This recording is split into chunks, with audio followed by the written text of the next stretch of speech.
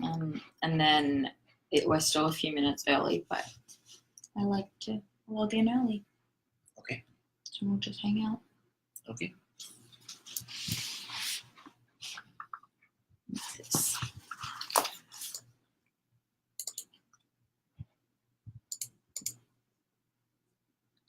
Cool. It will tell you up here when the first person is watching. Mm-hmm. But don't say anything silly because it's recording and then it gets published. Gotcha.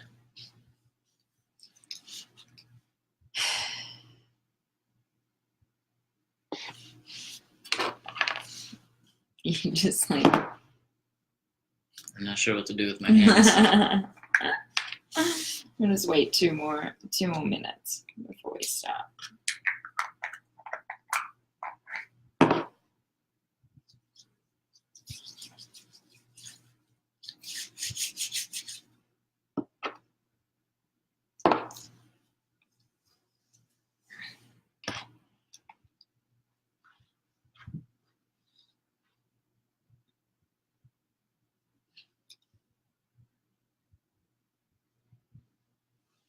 Hello, one person. Yeah, there's a person.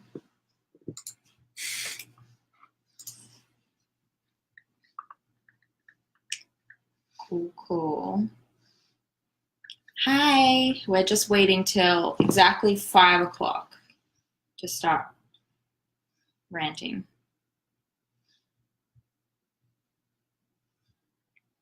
There's a couple.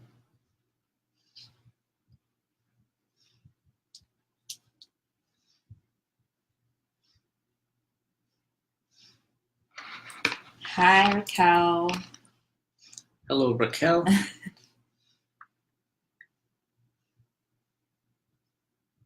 We are just... Okay, cool.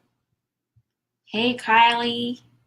Sweet. So it's 5 o'clock, so we're just going to start talking, and then this recording will publish on the page when we're done. But my name's Dani. I work at Working Against Gravity. I'm actually a Dee's assistant, and I manage a bunch of projects and do lots of things. And this is my husband, Jake. Hello. I'm a database administrator for an e-commerce company in Dallas, and I am married to Dani from WAC. Okay, so we met in 2015, and I've been tracking my macros and my nutrition ever since. He doesn't know any other version of myself. So I actually thought, I got a request for somebody to do a live with, about being in a relationship with where the other person doesn't track their macros and really know anything about nutrition. I mean, just like a super, super quick example that I think is really funny is that earlier this week, Jake mentioned that he wanted to stop putting tomatoes on his sandwich. And so he went to the store and bought radishes as an alternative. And I actually just didn't say anything at all, knowing he'd figure it out for himself that they are not at all similar. That's not good. Raw radishes don't go well on the sandwich. No. At least not in lieu of tomato. So it's been a big learning curve for Jake. And we thought we would go through some question and answer because he does a marvelous job at supporting me in my pretty strict dietary needs most of the time. Yeah. Sound good? I think I do marvelous. All right, cool. Yeah, you do. Okay, so I was going to ask, how is your life different from basically as soon as we started living together? Mm-hmm. What's changed? So I used to only eat fast food. I do not like to cook. I don't know how to cook very well. And I could just make the bachelor basics. So I have been, spoiled with you preparing dinner. And so that's been a big difference for me. I think that there's been a lot of healthy benefits as well. Just not eating fast food, I did feel, better overall.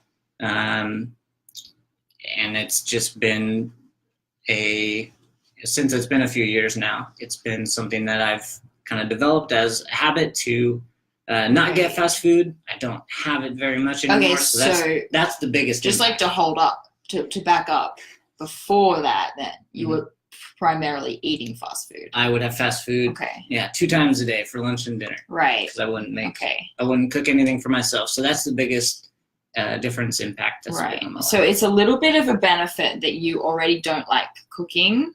Yep. Because that kind of like gives me permission to take over. Yep. So we don't have any kind of clash about that. But say you do feel like eating something specific or going out for something specific, and how do you think I'm going to react, and what do you do or know that we can't or shouldn't do? Yeah, so I am able to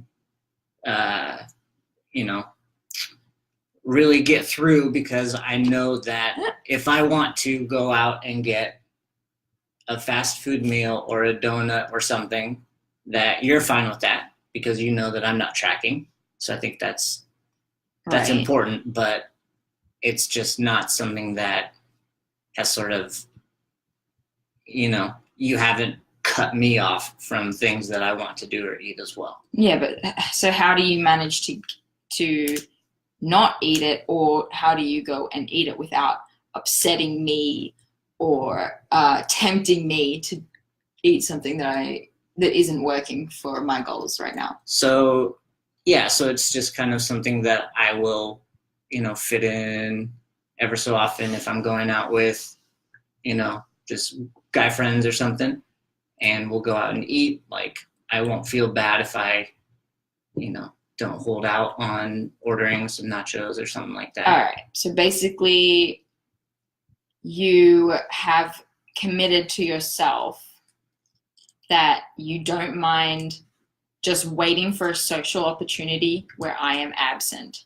Yes. Okay, cool. And so that's difficult? No, so that just sort of happened, I think. Okay. Once, like in the beginning, I didn't understand what tracking really was about and how many, restrictions there are. I was not aware of, how many social interactions revolved around food and appetizers and eating and all that. Once it started being a common issue, you realized how much, like, every time we want to hang out with friends, there's like a few hoops that we have to jump through. Yes. So, like, what are the main challenges of us being social, and how have we worked around it? Yes. So I think one of the challenges is, what friends are we hanging out with? Right. Some friends don't cook either, and just love to go out, and they're always going out to eat. And so you kind of know, if you're going to hang out with those friends, maybe don't do dinner plans. Maybe we'll eat beforehand and we'll hang out and just do board games or something. There are friends that are open to, you cooking, and, we'll have them over and eat, or bring something over to them and eat, or they'll make something that's,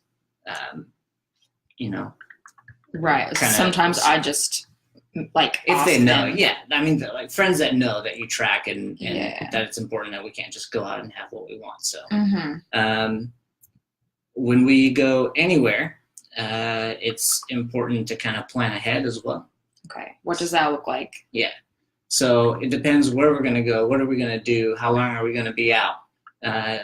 Biggest thing that I've had to learn is that we need to have a plan, because there's times where, we might be out of town, not near, it might be late at night, not near anything that you could really go and get, like, that that you can track and eat. And so we've had, early on, I've learned, like, we went out with our friends one time, we were out at the beach, hanging out. It got late. There was only a few like bars open, and we were all really hungry, and so it was very easy for me and our other friends to just go get some food from a restaurant. But that didn't work for Dani. She couldn't track. I don't think she had her scale with her either. Well, it was like nachos and Nachos. Nachos. Yeah. Sorry, I can't say it. It was like nachos and wings and food, things that are just not going to happen Yeah. when you have like a specific goal that you're aiming for right now, and you kind of can't bend the rules in some situations. And so when you say like you've learned that, you're allowed to throw me under the bus here. Like what happened? So it was a really bad night. So Dani had to walk away in front of the table, and she went outside, and she was upset because she couldn't eat anything, and she was hungry. Fair enough. And so it was kind of the first time that I realized, like, oh, there's a lot more to this than just, you just become aware of how much revolves around food and how hard it is to find something when you are a person tracking. Right. So I came out to like comfort her and stuff, and we walked around the town. We couldn't find anything, so I wasn't like in tears. No, I know, but we had to leave early. Yeah, I can't sit there while everyone is just disgustingly like this. You have these lenses on suddenly when you've been tracking for a while, and you see everyone around you just like with just like, it's just, sure, it's so hard sometimes. Yeah, yes, but now Jake, when we're gonna go out, Jake literally knows to like go through the checklist. Can we go there? Have you looked at the menu and there's something you can have? Do you need to eat before we go? Almost like a little bit like maybe I'm a child, but it's kind of, it's okay. I feel looked after, and like he is really supporting me doing it, and he is kind of keeping me accountable. So basically going through the hard times, the first few months where like you're still learning and they're still learning what it is that you're doing, they're going to have a few hiccups, but every time they do, as long as you kind of like react and make sure that they know that, hey, that was a problem that time that happened, they'll know for next time. So like let them, without being crazy or playing the blame game or anything, just let them know like, hey, that didn't work for me. Right? Sometimes I'll just know that, hey, that, didn't work for you. Right. That was pretty obvious. And then on the flip, like when it comes to challenges, one that you mentioned before we got on the call was when it's the other way around, and I have these goals and I've said to you, hey, for like 3 months, I'm committing to this because I need to reach a certain goal.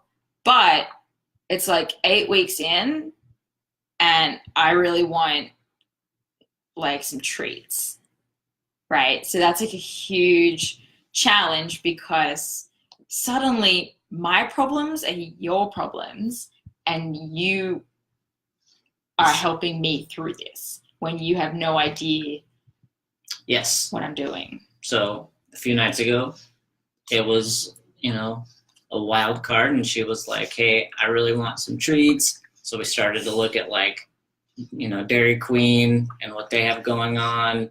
I don't know what else we were thinking. Like you might have went to go get a donut like or something. nothing that we live near. But yeah, basically I was just like, hey, let's make bad decisions.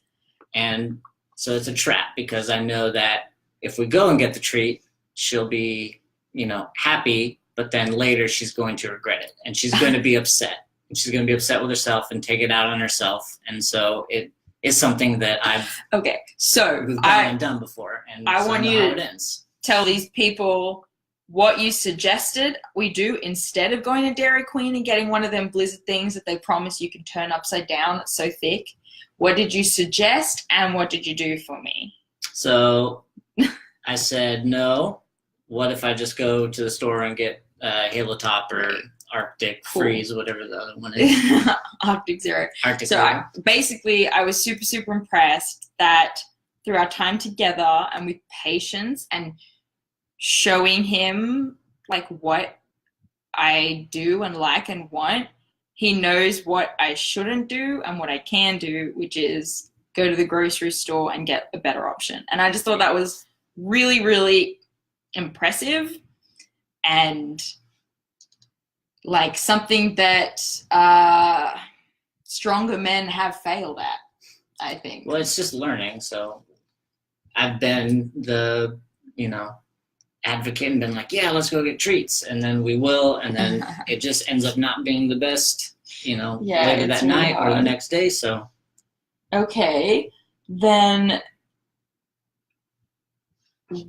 one other thing that I wanted to talk about that I know that you have learnt basically is about your own food intake. So I try really hard not to put my nutrition on you, and I try not to be to tell you exactly what's in what you're eating and try and food shame you, because as we learn more about what we're eating, it's very easy for us to look at your plate and tell you that's not good for you or something like that. So I try not to do that and kind of just if you're interested, you'll ask. But and I feel like that kind of has happened. So what have you learned about your own eating habits? Well, I guess just the biggest thing was I didn't have any concept of calories or macros. Anything. It was just a number. I just didn't care. I knew that people were starting to put it on their menu, but it didn't affect me. I still ate what I wanted to eat. Okay. So in comparing I guess just calorie counts to what I used to eat versus what you're allotted to have each day. Yeah. I think that was the biggest. That we would go and you would, whatever you would get from In-N-Out or something. Right. Well, even when I'm on my own, if I, I'm going to McDonald's and they now put their calorie counts on the menu and, it's whatever, 1,300 for, one meal, regular sized meal. That's ridiculous. Yeah. And that's when I was like, oh my gosh. And it just, I never knew. It never meant anything. That's a third of your wife's day. Right. Sorry. 3/4 of yeah, 3/4. A third, that would be nice. So just that was I think it's a good there's more people obviously becoming aware of nutrition and calories and what they should eat. I just wasn't on board with that. Yeah. So Jake is not someone who's probably ever going to be interested personally enough to research it. So I think that it's been a huge kind of benefit that I'm so interested in it that it's just inserted into his environment as a result. And so he is learning about it through a third party kind of accidentally. And so a lot of people who are living with partners and spouses or roommates that don't do what we do and probably think that it's kind of strange weighing all your food and tracking it. If you just are patient and don't push it on them and share what you're doing when they're interested, it's not long before they're asking you a little bit more about to learn more about themselves. And that's something that I thought was really interesting over the last few years and why I was compelled to get Jake on and kind of talk about it. It is interesting. And I think because, one, it's interesting to you. So I want to be involved in your interests. And then two, it is a really big deal for health and longevity and how I feel. Oh, look at you. Yeah, saying the words. So yeah, I mean, I think that, it's something that affects every single person. So why would you not want to learn more when you don't know anything and you have like a free, easy resource to just ask questions to? Right. Well, people don't know that they. Yeah. So like most of the people that are interested in this topic are kind of like, hey, my husband or my wife is annoyed by what I'm doing. Yeah. Like we're cooking kind of like different meals to what we're used to. Their diet's changed and now my diet's changed. We don't go out all that often anymore like we used to. Right. So this is the last question because we've been on for 20 minutes. But with all that in mind, what is like the one thing, tactic or mindset that you have when you're feeling like a little like this is a bit too hard for something that isn't your problem? What is your kind of number one mental game, or like what do you go and do to help mitigate that? You probably said it earlier. I know that you're fine with me, going out and getting something if I have a craving or want to get it. Yeah. So that's on me then. Okay. So that's on me. I have to become better at that. Well, you're not bad at it. Like, I know that if I want to go get something. Yeah, but like, I don't want you to be going and getting the things that you're going and getting. Sure. So I have to be okay with it. So that's like something you have to decide. So that's a good conversation to have. Hey, if you really want this, I am okay with it, but I'm not going to be present. So our life changes a little bit. And maybe you're going to go out with your friends and maybe I'm not going to come. Like we've done that before. Mm-hmm. It's just easier to control your environment rather than ask the other person to change. So we don't have a lot of junk in the house. We don't go out very often. And when we do, it's very well planned. And right, because you are, this is something that you want to achieve and something that you want to do, and it does affect me. And so, it's bringing me into not being able to eat, what I want, when I want all the time. And so that's great. And that's, what I want to do for you. So just knowing that you're okay, not okay, but you're okay. Like I can go, when I want, and I don't do it every day, right? So like, knowing I genuinely am okay with it helps you. Yeah. But if I was restricting you, if you were like, you can't have anything, if I can't have anything, I don't think that would work because then I'm like gonna be sneaking cheeseburgers all the day. Yeah, right. So I think that's important. That was one other thing, like really, really quick. The last thing that you did say earlier today was that you realized that you crave junk food more often than you ever did because you can't have it. And so what we actually see is not that you didn't crave it before, but that you were like subconsciously you have hang-ups around sugar and treats. And now you're becoming more aware because I am actively taking it out of our life, out of our environment more. So I think that's a really good takeaway if you're worried about impacting other people's Twinkie supply or whatever, you're doing them a favor. And I think that that's where we're going to leave it. Do you have any closing statements?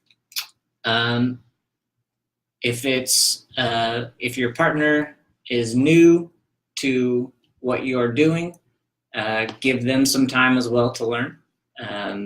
My two big buzzwords for this, being in a relationship where she tracks and I do not track, is planning and awareness, being aware of,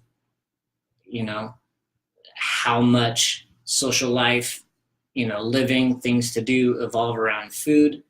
And, it does change your life as well because you need to make sure that she or he is set up to succeed. And so they, recognize how hard that the person tracking is working to hit their goals, how important that is to them, and fill in the gaps, for them to achieve what they want to do, they're focusing on, 1 or 2 meals at a time. And, so you can help with the planning, preparation, and so on. So it's definitely Cool. something they have to learn. Yeah, team effort. Yes. Play your part, I'll play mine. Cool. Okay. Thank you for tuning in, and I hope that that's like marginally comforting for some of you and helpful. Yeah. Cool. Have a great weekend. Goodbye.